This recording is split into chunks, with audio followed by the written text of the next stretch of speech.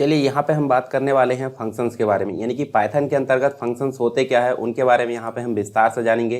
तो पहले तो हम जो है एक प्रोग्राम को यहाँ पे बनाकर देख लेते हैं ताकि आपको जो है थ्योरी आसानी से क्लियर हो। जैसे मान लीजिए यहाँ पे मैं सबसे पहले क्या करता हूँ, एक फंक्शन को क्रिएट किया हूँ, ओनली क्रिएट किया यानी कि डिफाइन किए हैं। तो जब भी फंक्शन को डिफाइन किया जाता है तो वहाँ पे एक कीवर्ड का उपयोग किया जाता है जिसका नाम है DEF यानी कि डेफ कीवर्ड। उसके बाद यहाँ पे फंक्शन का नाम होता है, फंक्शन का नाम कुछ भी हो सकता है, बस ध्यान रहे कि वो कीवर्ड का नाम ना हो। जैसे कि मैंने बताया था कीवर्ड का मतलब क्या होता है, कीवर्ड मतलब होता है पहले से रिजर्व वर्ड जिनके नाम का कोई ना तो फंक्शन बनाया जा सकता है, ना तो वेरिएबल बनाया जा सकता है, ना ही कॉन्स्टेंट बनाया जा सकता है। तो यहाँ पे आप फंक्शन का नाम मीनिंगफुल ले सकते हो, कुछ भी। माय फंक्शन मैंने यहाँ पे ले लिया, और जैसे ही फंक्शन आप नाम देते हो उसके बाद आपको पैरेंथेसिस लेना पड़ता है। पैरेंथेसिस का मतलब स्मॉल ब्रैकेट। इसके अंदर आपको आर्गुमेंट यानी कि जो वेरिएबल रहते हैं, पैरामीटर्स जिन्हें बोलते हैं। देखिए दो चीज़ें होती है, वो हम बाद में देखेंगे। एक होता है पैरामीटर्स यानी कि इसके अंदर जो वेरिएबल लेते हैं उनको बोलते हैं पैरामीटर्स, और नीचे जिसको कॉल करने पर यहाँ पर उसको वैल्यू प्रदान की जाती है उसको बोलते हैं आर्गुमेंट।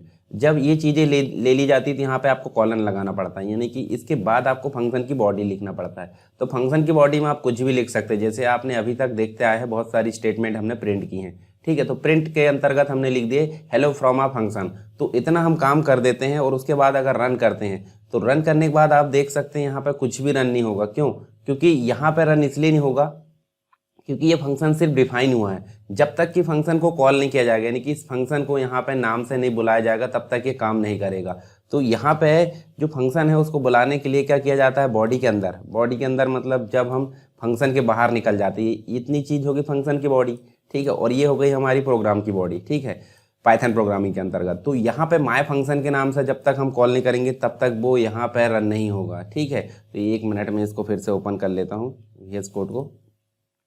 यहाँ आप देख सकते हैं, देखिए ये जो है फंक्शन, इसको हमने DEF माय फंक्शन यहाँ पे क्रिएट किया है, और इसको अंतर्गत हमने क्या लिखे हैं, print hello from a function, और बाहर आकर हमने इसको कॉल कर लिए। और जब हम कॉल करते हैं तो आप देख सकते हैं यहाँ पे जो फंक्शन है वो आपका रन हो जाएगा। देखिए हेलो फ्रॉम आ फंक्शन, देखिए हमने जो भी चीज़ लिखे हैं उसको कब तक यहाँ पे प्रिंट नहीं किया जा सकता, जब तक कि उसको कॉल नहीं किया जा सकता। तो ये तो बेसिक चीज़ हो गई। फंक्शन एक छोटा सा मॉड्यूल, मतलब छोटा सा एक प्रोग्राम का भाग होता है, यानी कि किसी पर्टिकुलर काम को करने के लिए हम यहाँ पे फंक्शन बना लेते हैं। अब फंक्शन दो प्रकार के होते हैं, एक तो होता है इनबिल्ट फंक्शन यानी कि लाइब्रेरी फंक्शन, और एक होता है यूज़र डिफाइंड फंक्शन। जब यूज़र की रिक्वायरमेंट लाइब्रेरी फंक्शन से पूर्ण नहीं होती तो वो अपने खुद के एक फंक्शन को क्रिएट कर लेता है, उसे हम बोलते हैं यूज़र डिफाइंड फंक्शन। तो चलिए पहले थ्योरी जान लेते हैं अच्छे से, उसके बाद हम जो है इसमें और आगे जो विस्तार से चीज़ें उनको यहाँ पर जानने वाले हैं। तो यहाँ पे हम देखते हैं सबसे पहले पाइथन के अंतर्गत फंक्शंस के बारे में बात करते हैं। तो पाइथन फंक्शंस की अगर बात करें तो एक छोटा सा जैसे प्रोग्राम है, ठीक है। प्रोग्राम की बात करें तो हमने प्रोग्राम बनाया, और प्रोग्राम बहुत बड़ा है, यानी कि 4-5 पेज का हमने यहाँ पे प्रोग्राम बना दिए, ठीक है। यहाँ पे एक प्रोग्राम, यहाँ पे देखिए 4-5 पेज का एक प्रोग्राम बनाया जिसका नाम है कैलकुलेटर, ठीक है, कैलकुलेटर। और यहाँ पे हमने करे ऐड, सब्सट्रैक्ट, माइनस मतलब इनटू और डिवाइड। 4 प्रोग्राम हमने एक एक में बना दिए। या तो हम ऐसा काम कर सकते हैं, 4 प्रोग्राम एक में बना है तो हम 4 को अलग अलग नाम दे देते हैं, यानी कि इसका नाम दे देते ऐड, इसका नाम दे देते सब, इसका नाम दे देते मल्टी, और इसका नाम दे देते डिव, ठीक। तो यहाँ पे आप देख सकते हैं इन सभी को हमने छोटे छोटे पार्ट्स में बांट दिए। तो हमारे लिए आसानी क्या होगी, जब किसी पर्टिकुलर प्रोग्राम में एरर आएगी तो हम उसको ही चेक करेंगे, अनावश्यक पूरे प्रोग्राम को चेक करने की जरूरत नहीं पड़ेगी। तो इनको हमने एक नाम क्या दे दिए, ऐड, और इसको दे दिए सब, इसको दे दिए मल्टी, और इसको दे दिए डिवाइड। तो यहाँ पे हमारे लिए आसानी होगी, कोड जो प्रोग्राम है वो छोटे छोटे कोड में डिवाइड हो गया है, तो इससे हमको चेक करने या टेस्ट करने में भी काफ़ी आसानी होगी, कंपाइल करने में भी काफ़ी आसानी होगी, ठीक है, जो इंटरप्रेटर चलता है उसको। तो ये सारी चीज़ें यहाँ पे हमको देखने को मिलती है, यानी कि बड़े प्रोग्राम को छोटे छोटे पार्ट में बांटना क्या कहलाता है, और उनको एक नाम हम प्रोवाइड कर देंगे जिससे हम क्या बोलते हैं, फंक्शन बोलते हैं। आई होप ये फंक्शन आपको क्लियर हो गया होगा, यानी कि बड़े प्रोग्राम को छोटे छोटे पार्ट में डिवाइड करना, ठीक। अब इससे क्या होगा, इससे आसानी एक और चीज़ होती है कि जब हमने एक बार ऐड का फंक्शन यहाँ पे डिफाइन कर दी है तो ऐड को हम कई बार यहाँ पे कॉल कर सकते हैं। ऐड करें और यहाँ पे हमने ब्रैकेट लगाए और वो ऑटोमेटिक इस कोड को यहाँ पे इनहेरिट कर लेगा। तो इससे क्या होगा, ये जो कोड है हमको बार बार लिखने की आवश्यकता यहाँ पे नहीं पड़ रही। तो चलिए यहाँ पे हम देखते हैं विस्तार से। A function is a block, यानी कि एक छोटा सा ब्लॉक होता है किसका, कोड का, which only runs when it is called. अब कब तक कॉल, मतलब देखिए कब तक ये जो कोड है हमने लिखा ऐड का, वो कब तक रन नहीं होगा, जब तक कि उसको कॉल नहीं किया जाएगा। जैसे कि हमने अभी देखे माय फंक्शन को हमने कॉल किए थे तभी वो रन हुआ है। इसके अलावा अगर बात करें यहाँ पे यू कैन पास डाटा, मतलब इसमें हम डाटा पास करते हैं known as parameter into a function. मतलब जैसे हमने ऐड लिए, यहाँ पे हमने DEF करके एक फंक्शन लिए ऐड, और इसके अंदर दे दी A और इसके अंदर दे दी B, तो ये क्या हो गया इसके पैरामीटर्स। और जब हम ऐड फंक्शन को कॉल करेंगे तो यहाँ पे हम 10 और 20 इस प्रकार दे सकते हैं। तो ये 10 कहाँ चला जाएगा A में और 20 कहाँ चला जाएगा B में, तो दोनों यहाँ पे, और अंदर जो भी डेफिनेशन लिखी रहेगी उसके अनुसार यहाँ कैलकुलेट होकर रिटर्न कर देगी वैल्यू। ठीक है, तो ये चीज़ हमको देखने को मिलती है, मतलब पैरामीटर जो भी हम वैल्यू देंगे, ठीक है, तो वो आर्गूमेंट उसमें पास हो जाएगा, और यहाँ पे क्या होगा, उस फंक्शन को कॉल करने के दौरान वो रन हो जाएगा। अब function can return data as a result, मतलब यहाँ पे जो भी डिफाइन किया जाएगा वो फंक्शन को कॉल करने पे रिजल्ट के रूप में यहाँ पे रिटर्न किया जाएगा। ठीक है, तो इसके बाद और चीज़ें हम देख लेते हैं, जैसे पाइथन फंक्शन, ये स्टेटमेंट का एक समूह होता है, यानी कि बहुत सारी लाइंस एक ग्रुप बना दिया जाता है और इसको एक हमने नेम प्रोवाइड कर दिए, और इसी को क्या बोलेंगे हम, इसी को बोलेंगे यहाँ पे फंक्शंस। ठीक है, हर एक प्रोग्राम में एक फंक्शन तो होता ही है, जहाँ पर जो है फंक्शन की स्टेटमेंट की ज़रूरत होती है और वहाँ फंक्शन को कॉल किया जाता है। ठीक है, इसके अलावा आप बात करें किसकी एडवांटेजेस यानी कि लाभ की, तो पाइथन में फंक्शन से क्या फ़ायदे होते हैं। तो यहाँ लिखा गया कोड जो है इसको बार बार लिखना नहीं पड़ता, मतलब जो भी प्रोग्राम हम बना लेते हैं फंक्शन के नाम से उसको बार बार लिखने की ज़रूरत नहीं पड़ती, सिर्फ हम उसको क्या करते हैं, कॉल करते हैं। कॉल करने पर जो सारा कोड है वो ऑटोमेटिक यहाँ पे रिटर्न कर देता है डाटा को। प्रोग्राम को छोटे छोटे फंक्शंस में विभाजित किया जा सकता है, जिससे क्या होती है, एरर ढूंढने में काफ़ी आसानी होती है। फंक्शन प्रोग्रामर का समय, प्रोग्राम की स्पेस और मेमोरी को बचाता है। अब प्रोग्राम का स्पेस क्यों बचाता है, जैसे कि हमने फंक्शन को पहले कॉल करके रख दिया और बाद में सिर्फ कॉल कर रहे हैं, मतलब डिफाइन करके रख दिया और फिर बाद में सिर्फ कॉल कर रहे हैं। कॉल करने के लिए सिर्फ एक लाइन या एक दो वर्ड लिखना पड़ता है, परंतु डिफाइन करने के लिए आपको एक दो पेज लिखना पड़ता है। तो उस एक दो पेज के जो प्रोग्राम उसको हम सिर्फ एक कीवर्ड से यहाँ पे कॉल कर ले रहे हैं। मतलब क्या है, यहाँ पे जो प्रोग्राम बना रहा है उसकी जो स्पेस है काफ़ी बचने वाली है और हमारा समय भी काफ़ी बचने वाला है। ठीक है, अगर प्रोग्राम में एरर आ जाए तो उसको आसानी से निकाला जा सकता है। क्यों, क्योंकि सभी प्रोग्राम अलग अलग बनाए गए हैं फंक्शन के नाम से, जहाँ ज़रूरत हो वहाँ पर फंक्शन को बार बार कॉल किया जा सकता है। ये चीज़ें भी हमको देखने को मिलती है फंक्शन के कारण। अब यहाँ पे देखते हैं हम दो प्रकार के फंक्शन देखने को मिलते हैं। नॉर्मली अगर कोई भी लैंग्वेजेस में जाए हम प्रोग्रामिंग में, तो हमको दो ही प्रकार के जो फंक्शन है वो देखने को मिलते हैं। जैसे PHP में भी हमने दो प्रकार के फंक्शन पढ़े थे, यहाँ भी हम दो प्रकार के फंक्शन को पढ़ने वाले हैं। तो एक तो होता है बिल्ट इन, यानी कि जिसे हम प्री डिफाइंड फंक्शन भी बोलते हैं, या फिर ऐसे हम जो है लाइब्रेरी फंक्शन भी बोलते हैं, जो कि पाइथन के साथ में इनबिल्ट होते हैं, पहले से आते हैं। और कुछ होते हैं यूज़र की आवश्यकता अनुसार यहाँ पे यूज़र के द्वारा क्रिएट कर लिए जाते हैं, तो उन्हें हम क्या बोलते हैं, यूज़र डिफाइंड फंक्शन। तो चलिए देख लेते हैं एक एक करके। पहला तो देखते हैं built in function. Built in function की अगर बात करूं यहाँ पर, जिन्हें हम प्री डिफाइंड फंक्शन बोलते हैं, जैसे पाइथन में प्रिंट जो फंक्शन है वो पहले से डिफाइन है। अब प्रिंट जब हम लिखते हैं तो हमको अंदर कुछ ना कुछ पास करना पड़ता है, या तो हमें वेरिएबल लिखना पड़ता है या तो हमें स्ट्रिंग लिखना पड़ता है। जैसे हमने यहाँ हेलो लिखे तो ये क्या है, स्ट्रिंग हो गई।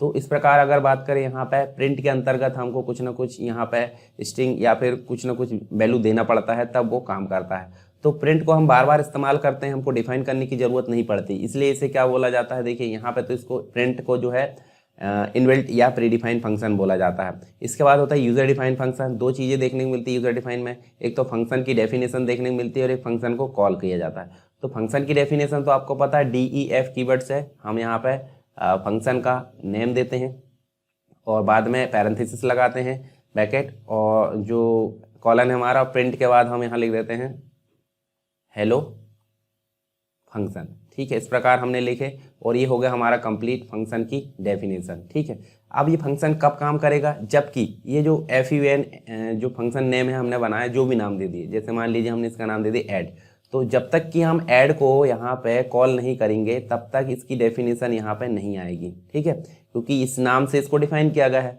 तो यहाँ पे एक होता है डेफिनेशन यानी कि इस प्रकार से, और एक होता है फंक्शन की कॉलिंग, यानी कि यहाँ पे हम कॉल करते हैं सिर्फ नाम से। ठीक है, जो नाम से उसको बनाया गया है।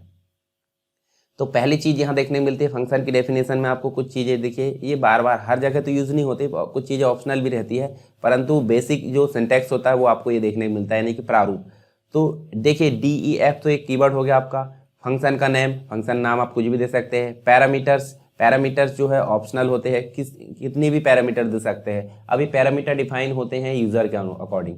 अब यूज़र चाहे तो 10 दे सकता है, यूज़र चाहे तो 2 दे सकता है, 1 दे सकता है। इसके बाद फंक्शन की डॉक स्ट्रिंग रहती है, फिर फंक्शन की बॉडी रहती है और रिटर्न स्टेटमेंट। तो कुछ चीज़ यहाँ पे कंपलसरी रहती है और कुछ यहाँ पे जो होती है ऑप्शनल होती है।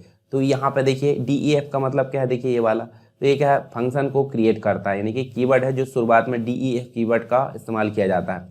फंक्शन नेम, तो फंक्शन नेम, ये DEF कीवर्ड के बाद फंक्शन का नाम दिया जाता है और हर फंक्शन का नाम उसके स्टेटमेंट से रिलेटेड होता है, यानी कि मीनिंगफुल रहना चाहिए। जैसे आपने यहाँ मल्टीप्लिकेशन का कोड लिखा है तो आप यहाँ पे मल्टीप्लाई नाम से एक फंक्शन बना लोगे, ठीक है।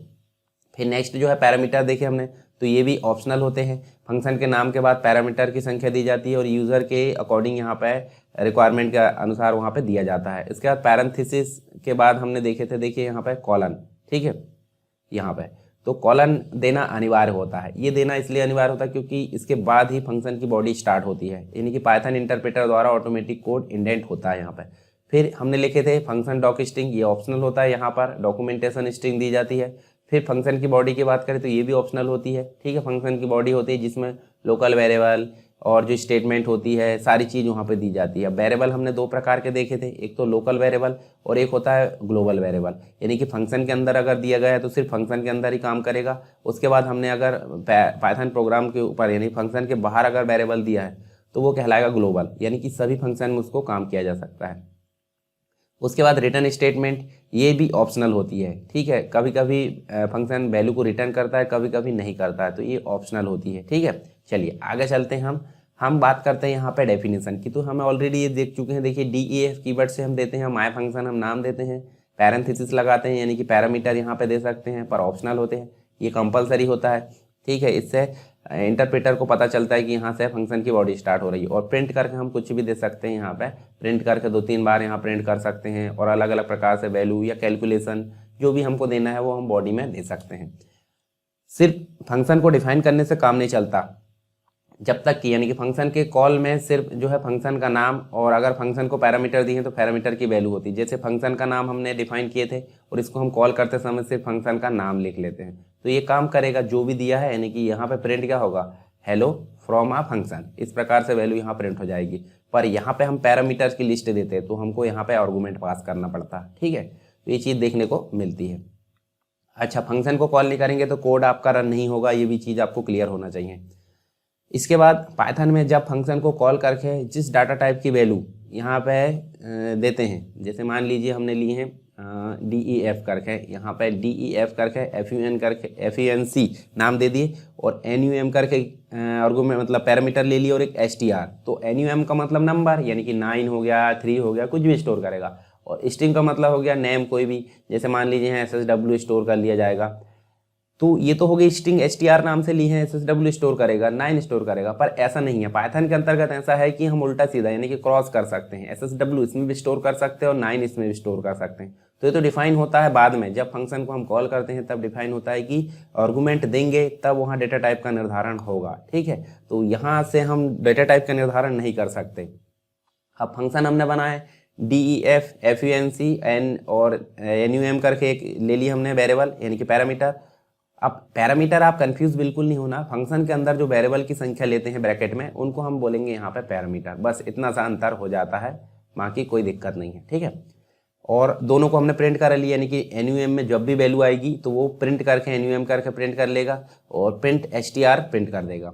तो जब हम फंक्शन को कॉल करते हैं पहली बार, तो देखिए फंक्शन को कॉल करे हैं तो सिंपल सी बात है, हमने एक स्ट्रिंग प्रिंट कर दी है, फंक्शन कॉल बन। पहली बार कॉल कर रहे थे, क्या दिया हमने FUN यानी कि फंक्शन का नाम, और पहली बार में दे दी हेलो। हेलो किसको गया है, हेलो गया है NUM को और 2 गया है STR को। तो ये कोई दिक्कत नहीं, जब हम फंक्शन को कॉल करेंगे और हेलो दिए हमने तो NUM में चला जाएगा, और यदि हमने 2 भी दिए तो NUM में चला जाएगा। तो सीक्वेंस यहाँ सेम रहता है, हेलो जाएगा, पहला जो आर्गूमेंट है वो जाएगा पहला पैरामीटर में और दूसरा जो आर्गूमेंट जाएगा दूसरे पैरामीटर में। और उसके बाद सेकंड नंबर पे हमने प्रिंट फंक्शन 2 कॉल 2 कर दिए और दूसरी बार में हमने देखिए यहाँ 2 दिए हैं पहले और बाद में दिए हेलो। तो आप देखिए पहले जो फंक्शन कॉल था उसमें हेलो पहली बार आया, नंबर ने क्या प्रिंट किया हेलो और STR ने क्या प्रिंट किया 2। पर दूसरी बार में क्या प्रिंट हुआ, देखिए नंबर ने 2 प्रिंट किया और हेलो प्रिंट हुआ है किसमें, जो मतलब हमारा str था, ठीक है। तो सही से हम उल्टा सीधा यहाँ पे आर्गूमेंट दे सकते हैं, कोई दिक्कत नहीं।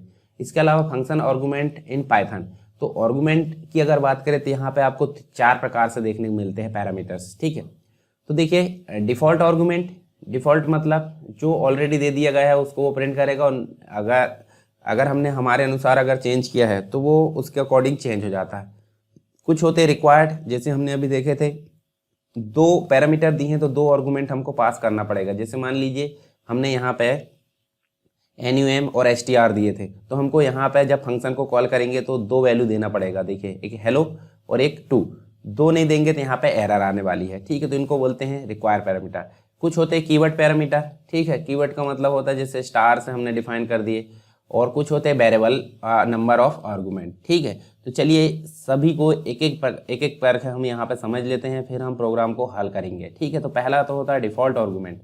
अब डिफ़ॉल्ट आर्गूमेंट की मैं बात करूँ यहाँ पे, तो डिफ़ॉल्ट आर्गूमेंट में डेफिनेशन पर जो है आर्गूमेंट के लिए डिफ़ॉल्ट वैल्यू दे दी जाती है असाइनमेंट ऑपरेटर की मदद से, और फंक्शन कॉल पर जब डेफिनेशन यानी कि डेफिनेशन पर असाइन किया हुआ आर्गूमेंट नहीं दिया जाता तो ऑटोमेटिक डिफ़ॉल्ट वैल्यू पास कर दी जाती है। जैसे यहाँ उदाहरण देखिए, DEF तो हो गया कीवर्ड, और DEF ARG फंक्शन का नाम हो गया।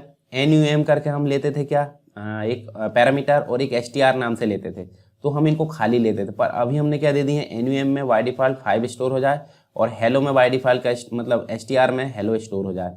जब हम प्रिंट नम करेंगे तो क्या आना चाहिए 5, यहाँ पे 5 प्रिंट हो जाएगा, और प्रिंट STR करें तो क्या आना चाहिए हेलो। मतलब पहली बार में क्या हो गया 5 और हेलो प्रिंट हुआ। प्रिंट कॉल 1 और देखिए हम जब भी यहाँ पे देखिए क्या करें हैं, मतलब अगर कुछ नहीं दिया जाता है आर्गूमेंट में, जैसे यहाँ देखिए अभी हमने 5 दे दिए नम को और STR को हेलो दे दी, तो पहली बार में कॉल किया जा रहा है DEF ARGS, यानी कि देखिए DEF ARG, और ब्रैकेट में हमको 2 वैल्यू देना चाहिए, तो हमने क्या दिए खाली। जब खाली दिए तो क्या प्रिंट होगा 5 और हेलो। दूसरा कॉल जब किया गया है, दूसरा कॉल में क्या दिया गया है DEF ARG, तो जो 8 है 8 कहाँ चला जाएगा पहले वेरिएबल में, पहले पैरामीटर में। दूसरे के लिए हमने कुछ दिए क्या, नहीं दिए हैं, तो यहाँ पे क्या प्रिंट होगा, यहाँ प्रिंट होगा 8 और हेलो, दोनों चीज़ प्रिंट हो जाएगी, ठीक। अब तीसरी बार में जब प्रिंट कॉल किया गया है, प्रिंट मतलब यहाँ पे प्रिंट फंक्शन जो है तीसरी बार डिफाइन मतलब यहाँ पे कॉल किया गया है, तो देखिए 8 तो दे दिए हमने, और दूसरे में भी हमने हाई दे दी, तो क्या प्रिंट होगा 8 और हाई, ठीक है। तो आप देख सकते हैं पहली बार में 5 और हेलो मतलब जो बाय डिफ़ॉल्ट था, दूसरी बार में 8 और हेलो मतलब हेलो तो बाय डिफ़ॉल्ट ही आ गया, 5 की जगह 8 दे दी। तीसरी बार में हमने दोनों दिए तो दोनों यहाँ पे आ गए, ठीक है। तो ये होगा डिफ़ॉल्ट। एक होता है रिक्वायरमेंट, रिक्वायर्ड वाला। रिक्वायर्ड का मतलब होता है जैसे नम और STR हमने दिए तो हमको 2 यहाँ पे डिफाइन करना ही पड़ेगा। तो आप देखिए यहाँ पे 5 और हेलो वर्ल्ड हमने लिए तो दोनों को एक एक चला जाएगा, और जब हम प्रिंट करेंगे तो 5 और हेलो वर्ल्ड आ जाएगा। और उल्टा सीधा भी दे सकते हैं, जैसे हमने देखे थे अभी आर्गूमेंट पास करते हैं तब यहाँ डिफाइन होता है कि डाटा टाइप कौन सा है। तो हेलो वर्ल्ड पहले दे दिए 5 दे दिए, तो हेलो वर्ल्ड नम में चला गया और 5 STR में चला गया। जब प्रिंट करेंगे तो हेलो वर्ल्ड और 5 आ जाएगा।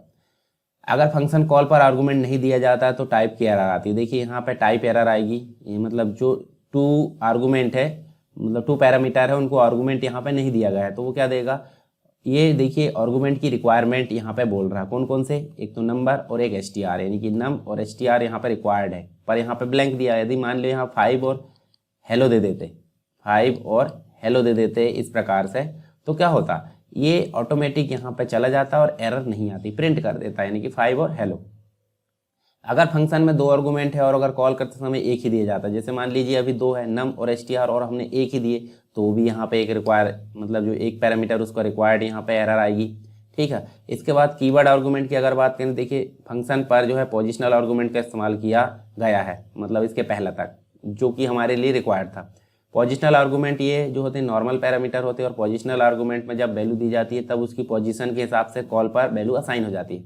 अब कीवर्ड आर्गूमेंट में फंक्शन कॉल पर दिया जाता है, ठीक है, और कीवर्ड आर्गूमेंट की मदद से आर्गूमेंट की पोजीशन को बदला जा सकता है। कैसे, DEF करके हमने एक की ARG करके एक फंक्शन का नाम लिए, इंट, फ्लोट और STR, ये जो है हमने 3 यहाँ पे पैरामीटर लिए। अब यहाँ देखिए तीनों को हमने फंक्शन के अंदर क्या कर लिए, प्रिंट इंट को कर दिए, ठीक है। इंट के सामने इंट की वैल्यू आ जाएगी, जो भी वैल्यू आएगी इंट में आ जाएगी, प्रिंट, फ्लोट और प्रिंट STR। ये तो हो गया फंक्शन की डेफिनेशन। जब हम कॉल करेंगे तो कॉल करते समय देखिए आप फंक्शन का नाम तो लिखा ही जाता है, और जो इंट लिया गया है इंट को हमने क्या दे दिए 10, और फ्लोट लिया गया फ्लोट को क्या दे दिए 1.5, और str को क्या दे देगा h। जब फंक्शन को पहली बार कॉल किया जाएगा तो क्या आएगा 10 आ गया, 1.5 आ गया और h आ गया।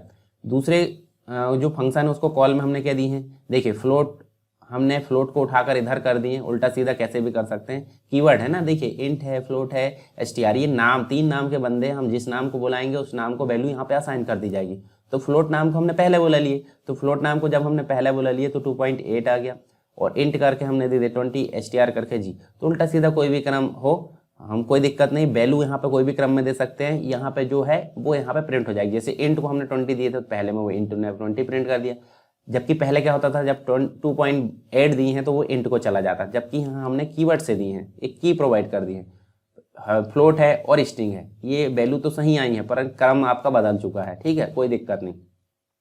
तीसरा, जब कॉल किया गया है तो str को पहले लिया गया है, मतलब फिर से क्रम बदल देगा, पर वैल्यू तो यहाँ सभी जगह से सही गई है तो यहाँ पे प्रिंट भी सही हो जाएगा, ठीक है। ये तो हो गया की, यानी कि कीवर्ड आर्गुमेंट।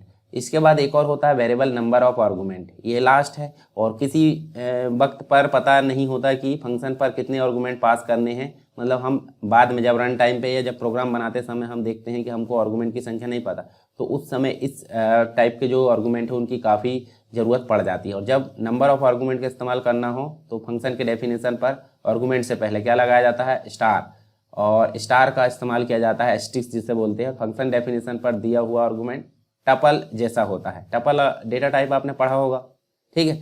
तो DEF तो हमारा सेम है, जो मल्टी ARGV फंक्शन का नाम है, सिर्फ क्या हो रहा है, मतलब जो पैरामीटर दिए हैं पैरामीटर के सामने हमने स्टार का निशान लगाया और प्रिंट करके टपल कर लिए। दूसरी बार में हमने प्रिंट 0, मतलब एक जो हमारी एरे होती है, एरे तो आपने समझ गए होंगे, एरे का मतलब होता है जिसकी वैल्यू इंडेक्सिंग वैल्यू के अकॉर्डिंग चलती है 0 से लेकर एंड तक, ठीक है, यानी कि 5 लिया है तो 0 से लेकर 4 तक चलेगी। तो प्रिंट 0, आप यहाँ देखिए स्टार करके लिए है, यानी कि आप कुछ भी ले सकते हैं, 3 ले सकते हैं, 4, 10, जितने भी। तो हमने यहाँ देखिए स्टार के अंतर्गत पहले तो जितनी भी वैल्यू आएगी वो एक बार में प्रिंट हो जाएगी, उसके बाद हमने 0, 1, 2 यानी कि 3 वैल्यू आएगी, और फिर फॉर में भी हमने देखें जी 3 वैल्यू है तो तीनों को फॉर के अकॉर्डिंग लाइन से प्रिंट कर दे, ठीक है। ये फॉर हम आगे देखने वाले हैं। फॉर इन, मतलब फॉर आई नाम से एक वेरिएबल लिए और ARG टपल, यानी कि इसमें जो भी वैल्यू है वो आई में आ जाए और आई को प्रिंट कर दे। अब यहाँ जब फंक्शन को कॉल किया गया तो मल्टी ARG, और बाद में हमने 3 वैल्यू दिए 5, 10 और हेलो। तो 5 कहाँ स्टोर हो जाएगा, ये अब देखिए 5 कहीं स्टोर होने के लिए यहाँ जगह नहीं बनाई गई है, परंतु यहाँ प्रिंट जब करेंगे तो सेम टू सेम इसको प्रिंट कर देगा, क्यों, क्योंकि ARG टपल में 3 वैल्यू है। और जब यहाँ पे 0, 1, 2 0, 1, 2 करें, यानी कि 0 में क्या वैल्यू है 5, और 1 में क्या है 10, और 2 में क्या है हेलो। उसके बाद हमने फॉर के अंतर्गत लूपिंग चलाया है। लूप में आपको पता है जब तक कि कंडीशन ट्रू रहती है तब तक काम करता है, तब और उसके बाद बंद हो जाता है। तो हमारे पास 3 वैल्यू है तो 3 वैल्यू तक प्रिंट करेगा। तो ये तो हो गया हमारे 3 वैल्यू दी है, यहाँ 4 देते तो हम 4 कॉल कर, मतलब 4 वैल्यू यहाँ डिफाइन कर सकते हैं, चारों को यहाँ प्रिंट करता और 4 यहाँ भी प्रिंट होते। तो जब हमको पता नहीं होता कितने आर्गूमेंट पास करना है तो हम कहते हैं यहाँ पे वेरिएबल नंबर ऑफ आर्गूमेंट, जो कीवर्ड आर्गूमेंट वाला है उसको हम यहाँ पे उपयोग करते हैं, ठीक है। इसके बाद हम जो है उपयोग करके देख लेते हैं। चलो यहाँ पे हम चलते हैं कहाँ पे, हमारे कोड में, ठीक है। तो ये तो हमने देख लिए थे कि फंक्शन को डिफाइन करने से बस काम नहीं चलता, इसको कॉल भी करना पड़ता है। कॉल करने के लिए हम फंक्शन का नाम लिख के बार बार इसको कॉल कर सकते हैं। इसको मैं वापस से कोड कर देता हूँ, ठीक है। अच्छा, एक बच्चे के द्वारा पूछा गया था कि ये जो कमेंट लाइन है इसको लाने के लिए क्या शॉर्टकट है। तो आप कंट्रोल बटन के साथ में जो स्लैश की बटन है, स्लैश मतलब कीबोर्ड में एक स्लैश की बटन होती है शिफ्ट के साइड में, ठीक है, मतलब CTRL और प्लस करके इस प्रकार से ये वाली बटन आपको दबाना है शिफ्ट के साथ में। तो आप क्या हो गया, किसी भी लाइन में अगर प्रेस करोगे तो क्या होगा, ये कमेंट लाइन ऑन हो जाएगी, और फिर से अगर प्रेस करोगे तो कमेंट लाइन ऑफ हो जाएगी। इसके बाद देखिए यहाँ पे हम जो है ये वाला उदाहरण देखते हैं। तो देखिए नम करके और str करके 2 पैरामीटर लिए, दोनों को हमने प्रिंट कर दिए, और जब हम कॉल करते हैं तो फंक्शन कॉल बन के समय हमने हेलो और 2 दे दिए। हेलो कहाँ स्टोर हो गया इसमें, और 2 कहाँ स्टोर हो गया इसमें, कोई भी नंबर, मतलब उल्टा सीधा हम कहीं भी आर्गूमेंट दे सकते हैं। डेटा टाइप जब आर्गूमेंट लिया जाता है तब वहाँ पे डिफाइन होता है। और दूसरे में हमने क्या दे दी है, 2 पहले दे दिए और हेलो बाद में दे दिए। जब हम इसको रन करते हैं तो आप देखिए, ठीक है, हेलो देखिए पहले में क्या आ गया, हेलो और 2 आ गया, और 2 और हेलो दूसरे में आ गया। तो ये कोई दिक्कत नहीं, आगे पीछे कोई भी यहाँ पे काम कर सकता है। तो आप इनको जो है रन करके देखेंगे इस कोड को, तो आसान होगा आपके लिए ज़्यादा, ठीक है। उसके बाद हम देते हैं, देखिए 4 हमने यहाँ पे क्या लिए थे, फंक्शन आर्गूमेंट पाइथन के अंतर्गत, ठीक। तो पहला था डिफ़ॉल्ट, डिफ़ॉल्ट का मतलब होता है, हम यहाँ पे इसको कोड को बाहर ले आते हैं। डिफ़ॉल्ट मतलब होता है, देखिए आपने इसके पहले समझ लिया है, देखिए 5 और हेलो दे दिए हैं। अगर इसको सिर्फ खाली कॉल किया जाता है बिना आर्गूमेंट के तो 5 और हेलो तो प्रिंट होगा, पर यहाँ पर दिया जाता है तो सीक्वेंस के अकॉर्डिंग 1 दिया है तो पहले में जाएगा, 2 दिए तो दूसरे में जाएगा, ठीक है। और सिर्फ 1 ही दिया है तो पहले बस में आएगा। तो यहाँ देखिए 2 दिया है दूसरे में और पहले में 1 दिया है, तो 5 की जगह 8 हो जाएगा और दूसरे में 8 की मतलब 5 की जगह 8 और हेलो की जगह हाई हो जाएगा। पर पहले में आपको सेम टू सेम 5 और हेलो देखने को मिलेगा। जब हम रन करते हैं तो ठीक है, ये देखिए आप देख सकते हैं पहले में 5 और हेलो आया, दूसरे कॉल में 8 और हेलो आया और तीसरे कॉल में 8 और हाई आया, क्योंकि हमने चेंज कर चुके थे, ठीक है। उसके बाद हम इसको कर देते हैं ऑफ फिर से। अब बात करते हैं रिक्वायर वाले में, ठीक है। रिक्वायर्ड में क्या होता है, हमको देना ही पड़ता है, अगर नहीं देंगे तो क्या होगा, एरर आएगी। तो यहाँ देखिए नम और str लिए तो कॉल करते समय हमको 5 और हेलो वर्ड यानी कि दोनों देना पड़ेगा। यदि हम 1 दे देते उल्टा सीधा दे उससे कोई फ़र्क नहीं पड़ता, परंतु 2 आर्गूमेंट लिए, 2 पैरामीटर लिए तो 2 आर्गूमेंट हमको देना ही पड़ेगा। इसे यहाँ पे हम दे सकते हैं यदि हम किसी में 1 दे देते हैं।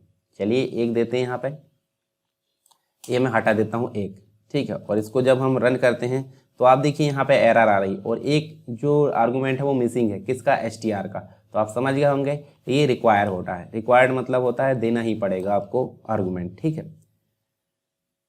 एक होता है यहाँ पे आप देख सकते हैं कीवर्ड, यानी कि पर्टिकुलर की नाम हमने प्रोवाइड कर दिए, उस नाम से हम जिस वैल्यू देंगे वो उल्टे सीधे क्रम में कहीं भी दे, फर्क नहीं पड़ता। तो जब हम प्रिंट करेंगे तीनों प्रिंट होंगे लाइन से, ठीक है। तो यहाँ आप देख सकते हैं पहले में हमने सीक्वेंस लिया है, दूसरे में हमने फ्लोट को पहले ले लिया, तीसरे में हमने str को।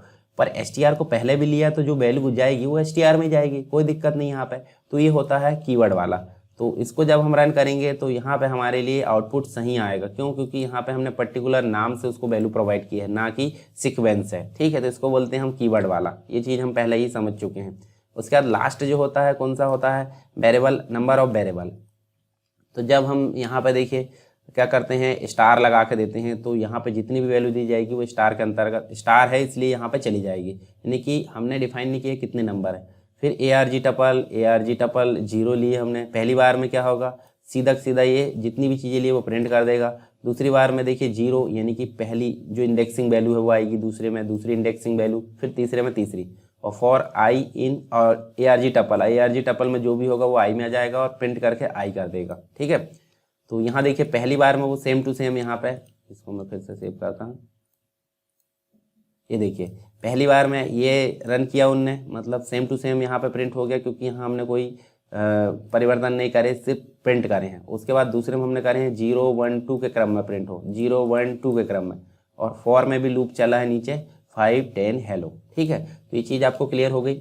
अब यहाँ पे फंक्शन हमारे जो हो गए कंप्लीट हो गए, फंक्शन यहाँ विस्तार से हमने देखे, आई होप आपको क्लियर हुआ होगा।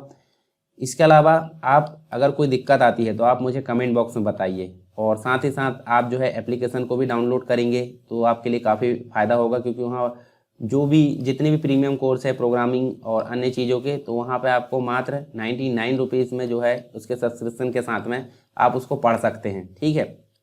ये नॉमिनल चार्ज है, फ्री में देंगे तो सबको लगेगा कि जो है मतलब अच्छा कोर्स नहीं है जो भी, तो इसलिए नॉमिनल चार्ज यहाँ पे लिया जाता है। ये कोई प्राइस नहीं है बेचने का, हालांकि इनकी प्राइस आपको 2000-3000 के आसपास मिलेगी जो भी कोर्सेज है, ठीक है। परंतु यहाँ आपको स्टूडेंट की हेल्प के लिए 99 रुपीज़ में है प्रोवाइड किया जा रहा है, ठीक है। तो आप जो उसमें जो है अगर जाएंगे तो वहाँ आपको सारी चीज़ें मिलेंगी, यानी कि 2 ईयर में आप जो है कभी भी उसको ओपन करके पढ़ सकते हैं, ठीक है। हालांकि सीखने का जो ड्यूरेशन रहता है 1 मंथ में आप एक सब्जेक्ट सीख सकते हैं आसानी से, ठीक है। जो बिगनर है वो भी सीख सकते हैं। तो आप वहाँ जाकर हम हमसे मतलब वहाँ पे जो है आपको चैटिंग भी मिलेगी, चैटिंग की सुविधा, आप कोई भी प्रॉब्लम है तो वहाँ भी आप चैट कर सकते हैं एप्लीकेशन के अंतर्गत, या फिर कमेंट बॉक्स में आप मुझे बता सकते हैं। इसकी PDF भी आपको टेलीग्राम में आप मैसेज करिए, वहाँ मिल जाएगी, या फिर आप एप्लीकेशन में जाओगे वहाँ मैसेज करोगे तो वहाँ से मिल जाएगी, ठीक है।